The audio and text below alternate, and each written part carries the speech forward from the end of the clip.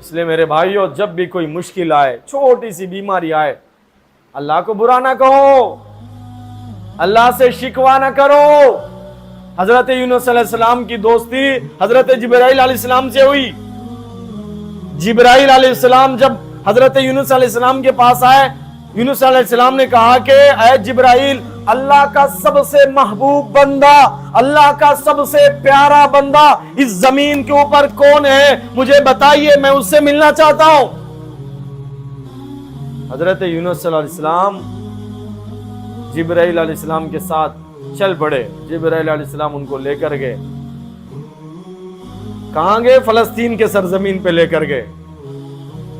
فلسطین کے سرزمین پر جب گئے، ایک بندے کے پاس، کہا کہ یہی وہ بندہ ہے جس سے اللہ راضی ہے، یہی وہ بندہ ہے جو اللہ کا سب سے قریبی ہے، یہی وہ بندہ ہے جس کے ادا سے اللہ خوش ہے، یہی وہ بندہ ہے جو سب سے زیادہ اس دنیا میں عبادت کرنے والا ہے۔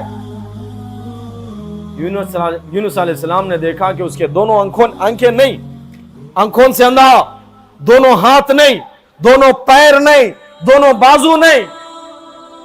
جس کے دونوں آنکھ نہ ہو، جس کے دونوں پیر نہ ہو، جس کے دونوں ہاتھ نہ ہو، بازو نہ ہو،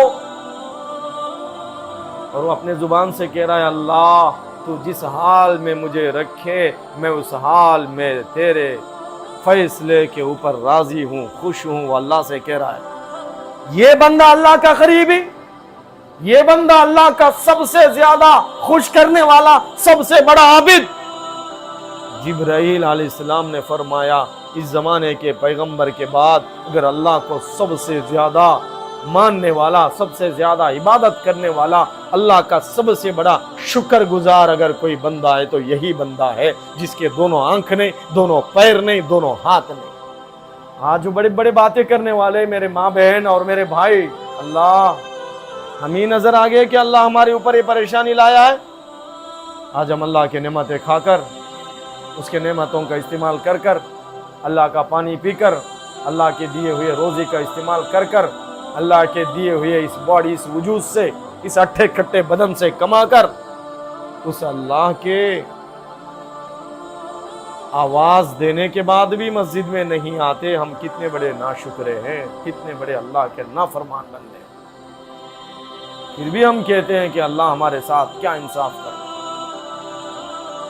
میرے بھائیوں، وہ اللہ ہے، اس نے ہم کو دنیا میں بھیجا ہے، اس کے حکموں کے اوپر ہم سب کو راضی رہنا چاہیے۔ وہ جس حال میں رکھے اس حال میں خوش رہنا چاہیے، وہ جس حال میں رکھے اس حال میں اس اللہ کے اوپر راضی رہنا چاہیے، تبھی اللہ تبارک و تعالی ہم سے راضی ہونے والے ہیں۔ Thanks for watching. Don't forget to like, comment, share and subscribe to